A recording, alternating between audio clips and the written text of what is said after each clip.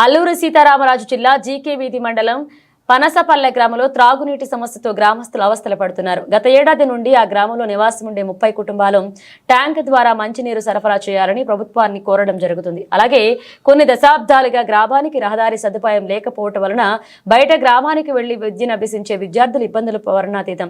గత వైఎస్ఆర్ కాంగ్రెస్ పార్టీ పాలనలో ప్రజాప్రతినిధులకు అధికారులకు ఎన్నిసార్లు మొరపెట్టుకున్నా చెవిటివాడి ముందు శంఖం ఊదిన చందంగా తయారైందని గ్రామస్తులు ఆవేదన వ్యక్తం చేశారు. ప్రస్తుత కూటమి ప్రభుత్వం అయినా నా మొర ఆలకించి మంచినీటి సమస్య, రహదారి సదుపాయం కల్పించాలని గ్రామ పెద్దలు పి లింగమూర్తి, పి ప్రసాద్, బాలకృష్ణ, బాలయ్యకు మీడియా ద్వారా కోరుతున్నారు. అందరికీ నమస్కారం. నా పేరు స్వప్న. మాది పనసపల్లి గ్రామం, జీకే వీధి మండలం, జీకే వీధి పంచాయతీ, అల్లూరి సీతారామరాజు జిల్లా. మా గ్రామంలో ఉన్న సమస్య ఏంటి అంటే మంచినీళ్ళు ఉన్నాయి, కానీ మంచినీటి మేము తాగడానికైనా సరే మాకు సరైన పైప్ లైన్స్ అనేవి లేవు. మేము ఏమైనా మాకు మంచినీటి కావాలి అన్నప్పుడు కొన్నిసార్లు ఇబ్బంది పాలవుతున్నాం. కొన్నిసార్లు వరదలు వచ్చినప్పుడు ఆ కలుషితమైన కొండ నుంచి వచ్చిన కలుషితమైన నీరు అండ్ ఈ నీరు రెండు మిక్స్ అయిపోయి మేము ఆ వాటర్ తాగడం వల్ల మేము సరైన ఆరోగ్యం లేక అనారోగ్య పాలవుతూ చాలా ఇబ్బందులు పడుతున్నాం. చాలా అనారోగ్యాల్లో పాలవుతూ చాలా మంది ఇబ్బంది పడుతూ ఉన్నారు. మాకు సరైన మంచినీళ్ళ ట్యాంక్ కావాలని మేము ప్రభుత్వం దీన్ని స్పందించాలని మేము అనుకుంటున్నాం. మా సమస్యని ప్రభుత్వం తీరుస్తుందని మేము ఆశిస్తున్నాం. అలాగే మా గ్రామంలో దాదాపు 31 కుటుంబాలు జీవిస్తున్నారు. ఈ 31 కుటుంబాల ఇక్కడ ఉన్న ప్రతి ఒక్కరికి మంచినీళ్ళ యొక్క సమస్య అనేది చాలా రోజుకి పెరిగిపోతుంది. కొన్నిసార్లు మాకు మంచినీళ్ళు పైప్ లైన్స్ అనేవి కొన్నిసార్లు వాటర్ ఆగిపోయినప్పుడు మేము చాలా దూరంగా వెళ్ళి బిందెలతో నీళ్ళు తెచ్చుకొని ఇబ్బంది పడాల్సి వస్తుంది కొన్నిసార్లు. సో మా యొక్క సమస్యని స్పందించాలని ప్రభుత్వాన్ని మేము కోరుకుంటున్నాం. మాకు అలాగే కొన్నిసార్లు మాకు ఏంటంటే డ్రైనేజ్ కాలువలు లేకపోవడం వల్ల మాకు కూడా కొంచెం గ్రామంలో చెత్త అనేది కూరుకోపోతుంది. కాబట్టి మాకు డ్రైనేజ్ కాలువలు కూడా అందుబాటులో చేయాలని మేము ప్రభుత్వాన్ని కోరుకుంటున్నామండి. Thank you.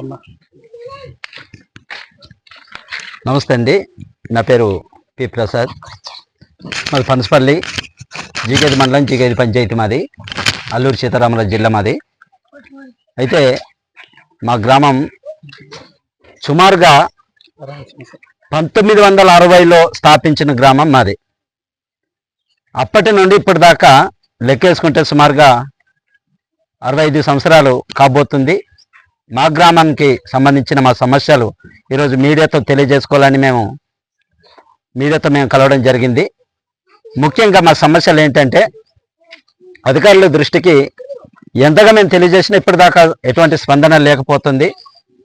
కాబట్టి ఇప్పటికైనా మా గ్రామానికి కావలసిన సదుపాయాలు, ప్రభుత్వం నుండి వచ్చే నిధులు, సంక్షేమ పథకాలు సక్రమంగా అందేలాగా మాకు అధికారులు దృష్టిలో తీసుకొని మాకు దానికి న్యాయం చేస్తారని మేము తెలియజేసుకుంటున్నాం.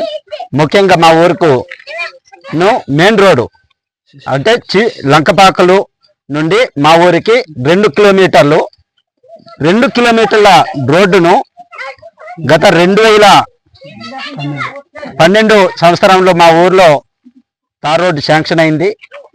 ఆ రోడ్డు సీసీ అంటే మెటల్ రోడ్ వేసారు. మెటల్ వేసి అంతవరకు జరిగింది. అక్కడి నుండి ఏమైందో మరి తెలీదు. ఆ రోడ్డు మొత్తం క్యాన్సిల్ అయిపోయింది. అక్కడ నుండి ఎటువంటి అధికారులు స్పందించట్లేదు. ఆ రోడ్డు పూర్తి చేయకుండా అది ఆపేశారు. తర్వాత అధికారుల దగ్గరికి వెళ్ళాము, కలెక్టర్ దగ్గరికి, పిఓ దగ్గరికి వెళ్ళాము. కానీ ఎటువంటి దానికి మాకు స్పందన ఇప్పటిదాకా లేదు. అధికారులకు అడిగితే ఆ రోడ్డు క్యాన్సిల్ అయిపోయింది అంటున్నారు. క్యాన్సిల్ అయిపోయిందంటే అంతవరకు చేసిన వరకు ఏమైపోయింది, దానికి అంటే దాని ఎస్టిమేషన్ ఎంత ఉంది ఏంటి అనేది, ఎందుకు ఆగిందని మేము దాని గురించి చాలాసార్లు మేము ప్రశ్నించిన తర్వాత ఫారెస్ట్ డిపార్ట్మెంట్ వాళ్ళు క్లియరెన్స్ ఇవ్వలేదు, అందుకని మేము దానికి ఆపడం జరిగిందన్నారు. మేము తీరా ఫారెస్ట్ డిపార్ట్మెంట్లో మేము డి గారు కూడా కలిసాము. తర్వాత చాలా అధికారులకు మేము కలిసిన తర్వాత మేము ఎందుకు ఆపుతామని వాళ్ళు అంటున్నారు. మరి ఇది ఎక్కడ లోపమో మాకైతే తెలీదు. మరి ఇంతవరకు చేసి మధ్యలో ఆపడం బట్టి మాకు కూడా చాలా బాధాకరం.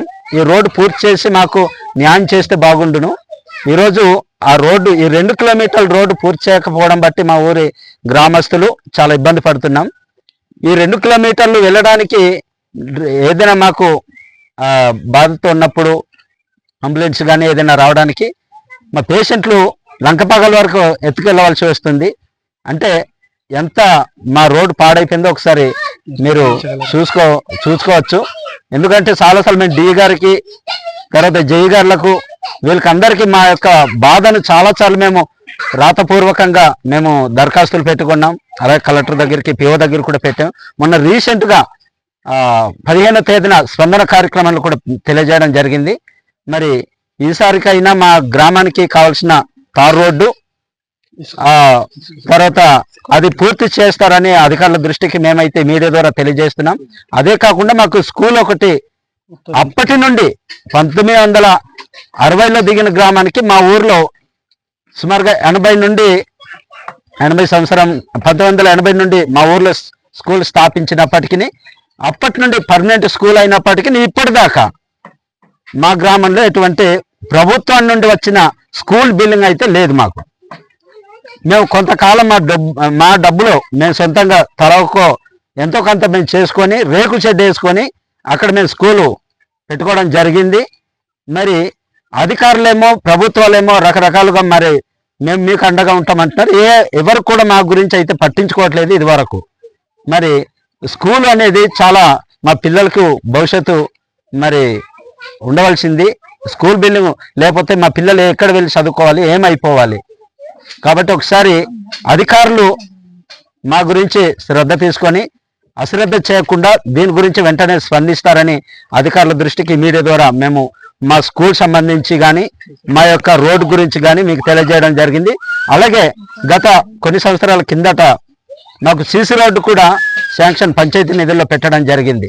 ఆ పంచాయతీ నిధుల్లో వచ్చిన రోడ్డు మీకు 100 మీటర్లు ఇస్తామన్నారు. 100 మీటర్లు కాదు, లాస్ట్కు 70 మీటర్లు అన్నారు. 70 మీటర్లు కూడా లేదు. కనీసం ఇక్కడ మరి ఎందుకు ఏంటి లోపం నేను తెలియజేయలేదా, లేకపోతే అధికారుల దృష్టికి మా గ్రామం కనిపించట్లేదా, అసలు మా గ్రామం ఉందా లేదా? మరి ఒకసారి అధికారుల దృష్టికి మేమైతే చాలా బాధతో మా బాధను మేము చెప్తున్నాము. ఏదో మేము ఇంకో విధం కాదు. మా గ్రామాన్ని ఒకసారి మీరు అధికారులుగా పనిచేస్తున్న ఎవరైతే ఉన్నారో మా రెవెన్యూ డిపార్ట్మెంట్ నుండి కానీ, పంచాయతీ నుండి కానీ, అలాగే పిఓ కలెక్టర్ గారిని, వీరందరూ కూడా మా గ్రామం గురించి ఒకసారి స్పందిస్తారని మేము